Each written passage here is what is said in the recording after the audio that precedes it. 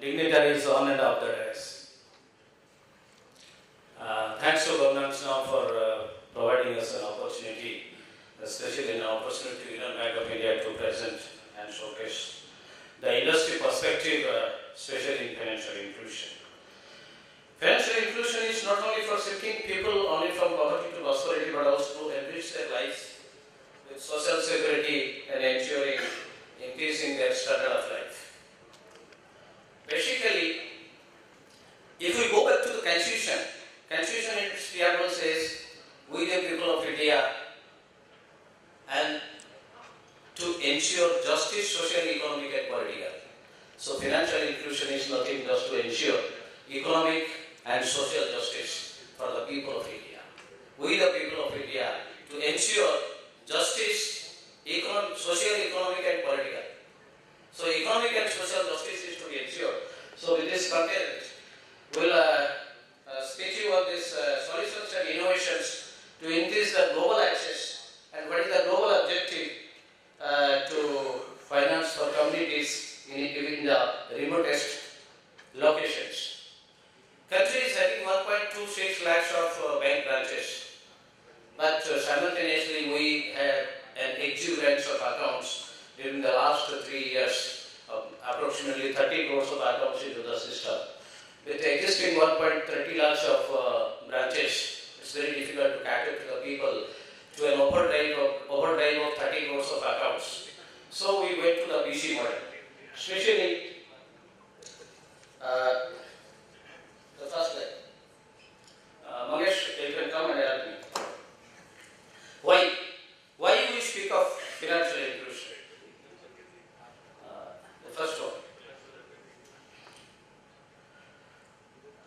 The first point is shifting people from poverty to prosperity. Second is to ensure social security, enriching their standard of living, and the objective is to proceed for financial inclusion in terms of its various components such as payments, deposit, credit, social security, transfers and other financial product and services. If we go to the monitorable action plan of the medium term referred by RBI or the Mohanty Committee recommendation, these are basic recommendations which are to be given a trust, that is G2P, then Aadhaar linked with Credit Information Bureau to enhance the stability of the credit system, then mobile technology to improve the last mile service and financial literacy, especially in the block level, then bank's business model to integrate business correspondence, to win the confidence of the common person. Win the confidence of the common person, that is more important, through an online dashboard system.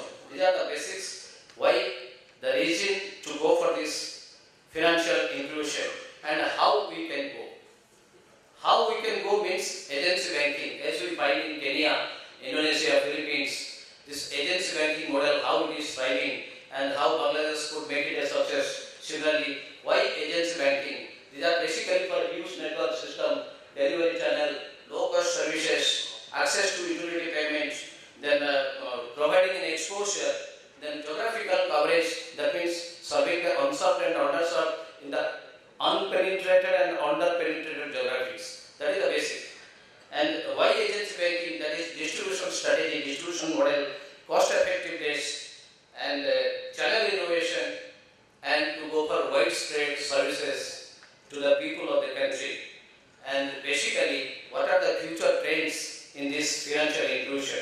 The trends that needs digitization, changing role of branch, because way forward the branches will be acting more as advisory house, because many of the branches, when we foresee the concept of banking, branch banking model, many of the branches may also be closed, many of the ATMs may be closed, and agency banking to thrive, because branches will be acting as advisory house, basically in near future. And what are the challenges, basically, especially in this model, agency banking model? Challenges like improving network connectivity, issue of insecurity, financial literacy, MSCs. Then first and foremost is information advantage also. So these are the basics. Why? So how we can reach in place of brick and mortar branch to serve the overdrive of 30 crore of people, those who have come to the formal banking channel. So what are the methodology adopted?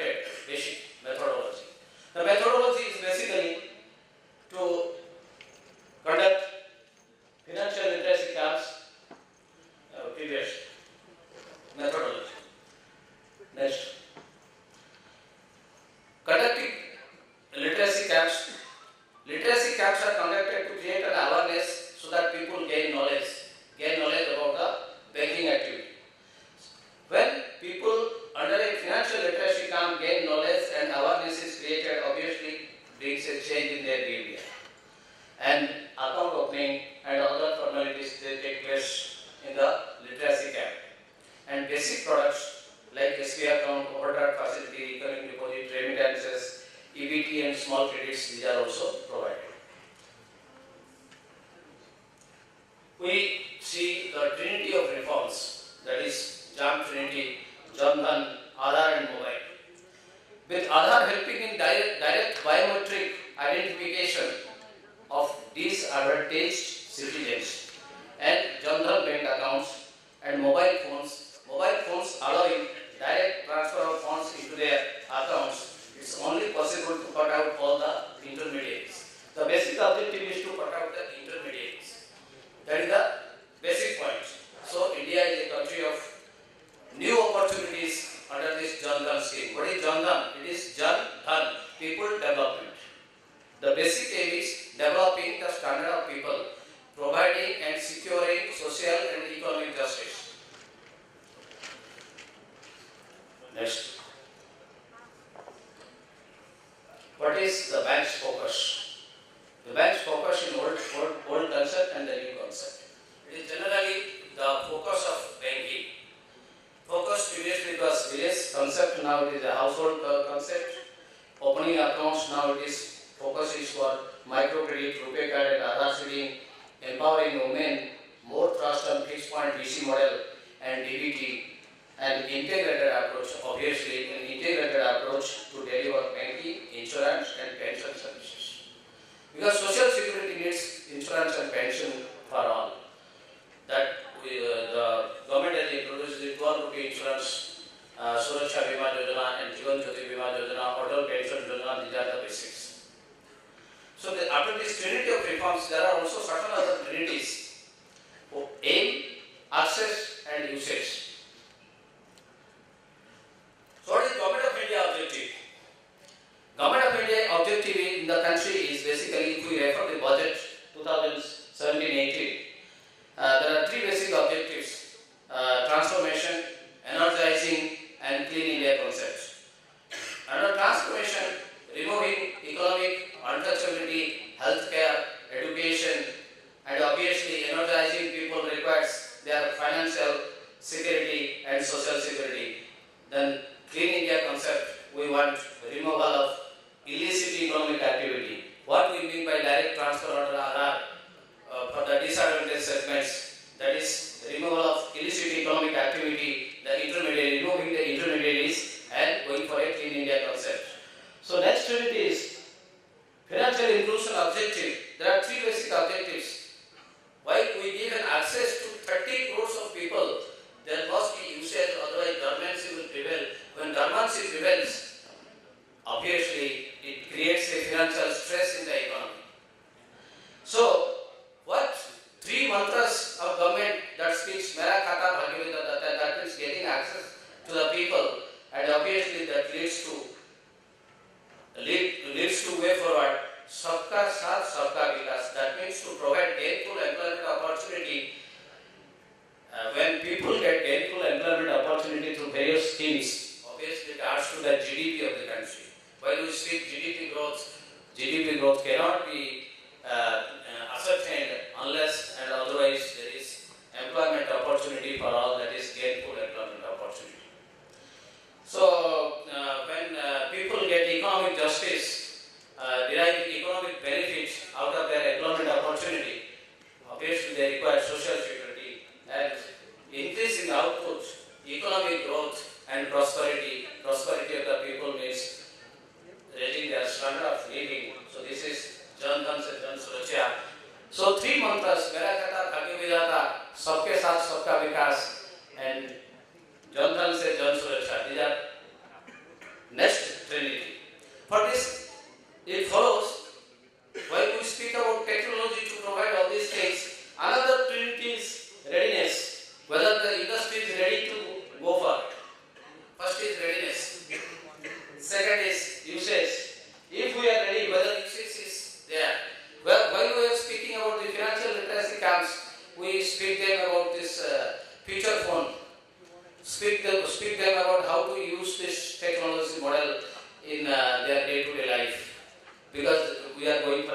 banking even for the illiterate mass. So usage. So this is a road to digital inclusion. Why we speak for cashless banking? So whether usage is there, what is the rate of usage, then what is the impact? Well, time to time we should go for scaling up the impact of this. Obviously, customers, they are changing their behavior and faster than the firms can evolve. So financial inclusion is a changing concept. Time to time it will be requiring many more things, improvement of technology and removal of the impediments to technology. Again, another trinity comes accessibility. These are basically necessities. Accessibility. People should have their accessibility to all the channels. Various channels banks are introducing. Whether there is accessibility, next one is affordability. Whether it is affordable, cost affordable. Because financial inclusion, the basic definition speaks providing banking and financial services at an affordable cost. So affordability is very, very important, and sustainability. So whenever we speak about the provider of the services, whether provider is sustainable, any project can be success only when it is affordable to the user and sustainable for the provider. So in this platform, definitely so much of competition comes, and encouraging competition to prevent exploitation, that is also basic necessity. Then we go for the user, another trinity. User, product and providers. How the user is beneficial, whether user is using all the channels, all the products, user has the knowledge to use it. Product may be there, provider may be there. If user is not using, then it becomes meaningless. So user, product, these are the basic constituents, user, product and providers. So these are the basics. Then we speak about the cost factor. There are two things again. Reduction of cost, because there will be a high volume transaction. Under financial inclusion, when 30 crores of accounts are added and they will be going through this BC model, bank neutral model or agency banking model, so cost is definitely a factor. We are many times reading articles of this MDR charges and other things. So obviously it is related to the concept of reduction of charges, reduction of cost, maybe operational cost or fixed cost.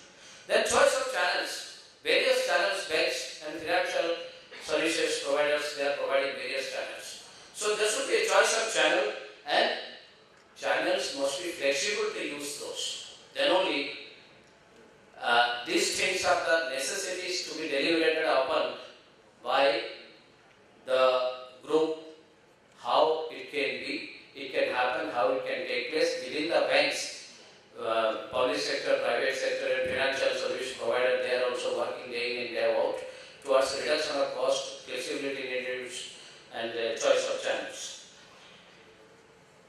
Then what are the basic critical success factors in financial inclusion? Obviously it comes people participation. Whenever we say people development, people development, obviously participation is essential, because poverty anywhere is a threat to prosperity everywhere. Poverty anywhere is a threat to prosperity everywhere. So people participation, that is very much essential. The use of technology, convergence of schemes and cost, these are the basic things. Then Aadhaar is unique identity in all walks of the citizen activity. So these are basic critical success factors where initiative and innovation. Initiative, people initiative is necessary when people participate in that people initiative. Then institutional initiative, unless there is initiative, no innovation can take place. And innovation is the subject for today and tomorrow also. So people participation, initiative and innovation, they are another trinity that counts in financial inclusion. Then under aim, actions and uses, another trinity is there. What exactly we desire? We desire speed, because when there will be high volume of transaction, speed is necessary. Unless there is speed, otherwise it will take a lot of time, people will not choose a particular channel. So speed in technology, bringing speed in technology use, that is essential, and obviously it will require transparency.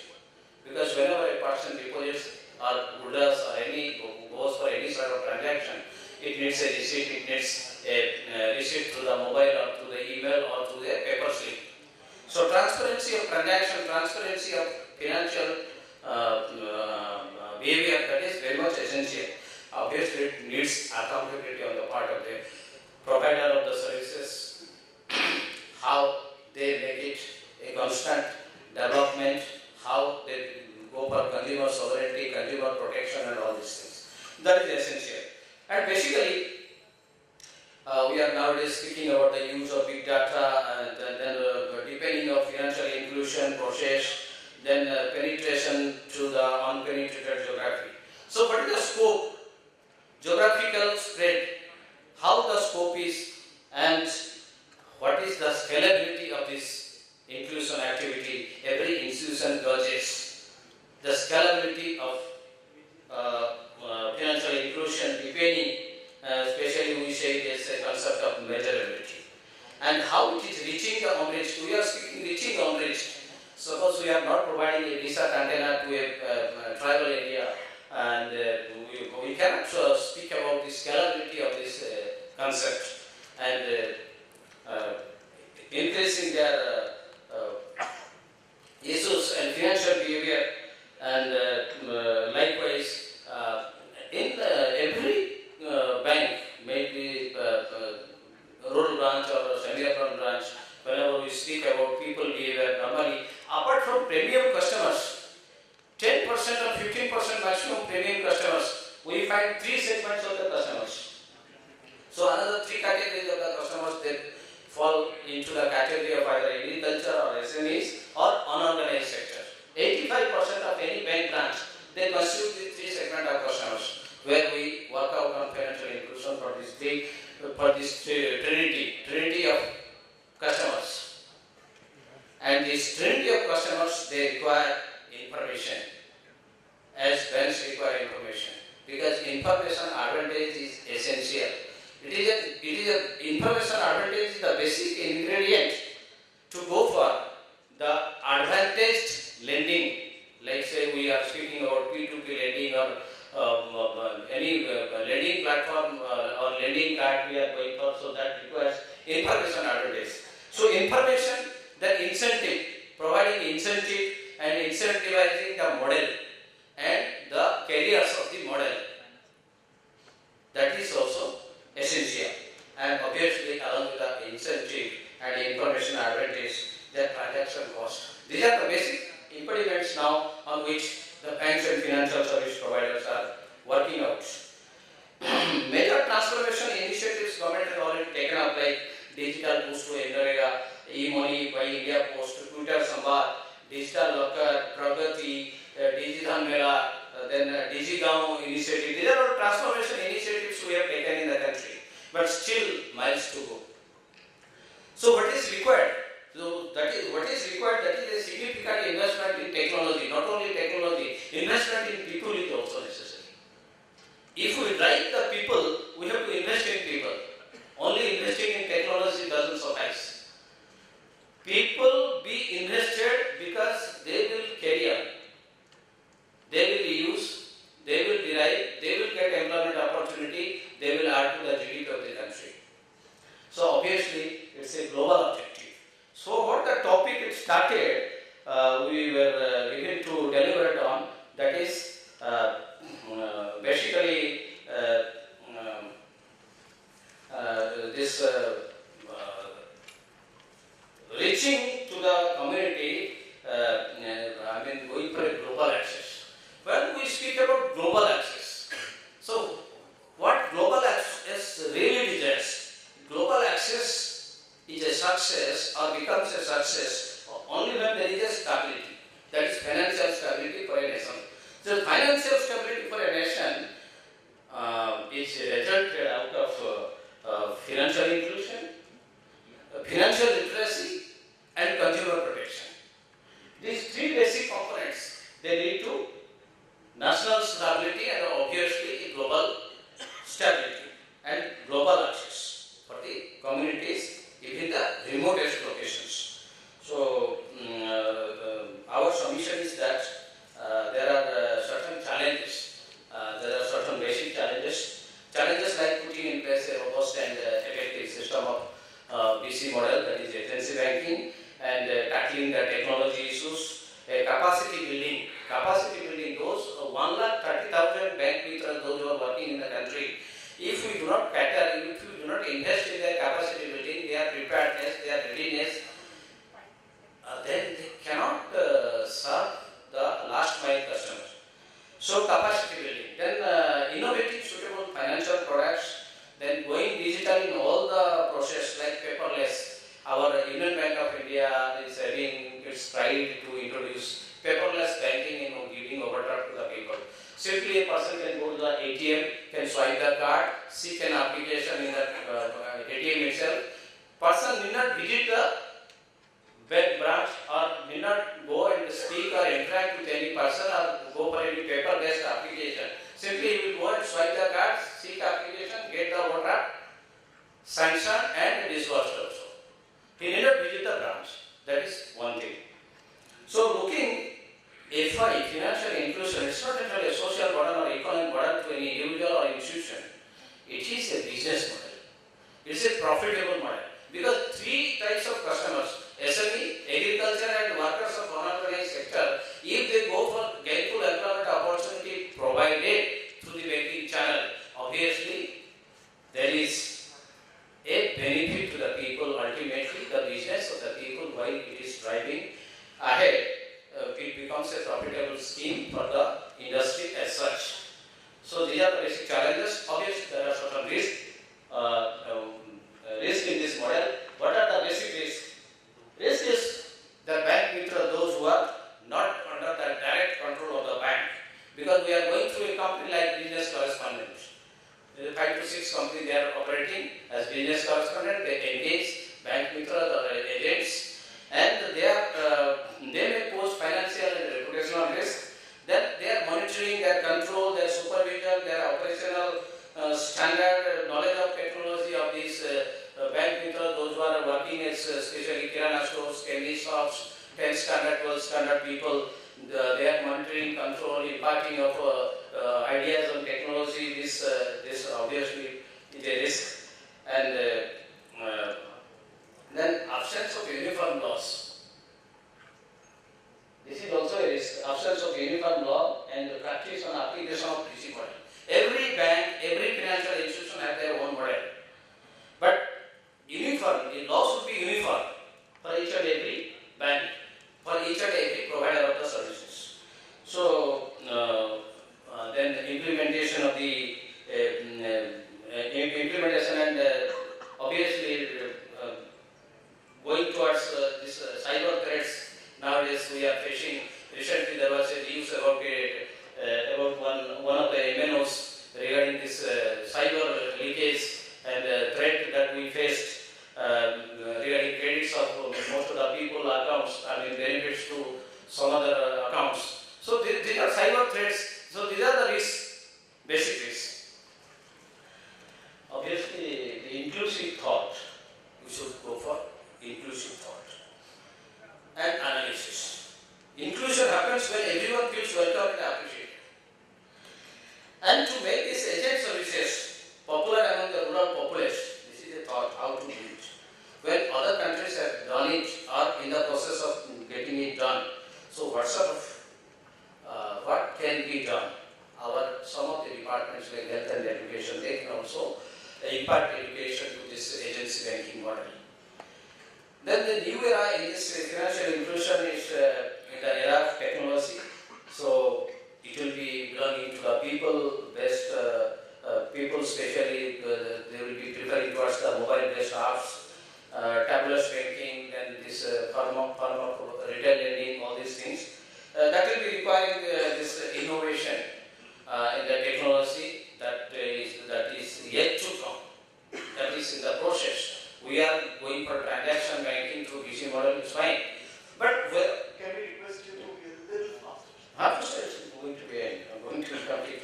So it's a revolution, inclusion revolution. So this revolution being this vulnerable section of the society and the low income segment to operate mobile banking in a cost effective way. So obviously, if wrinkles must be written upon our toes, let them not be written upon our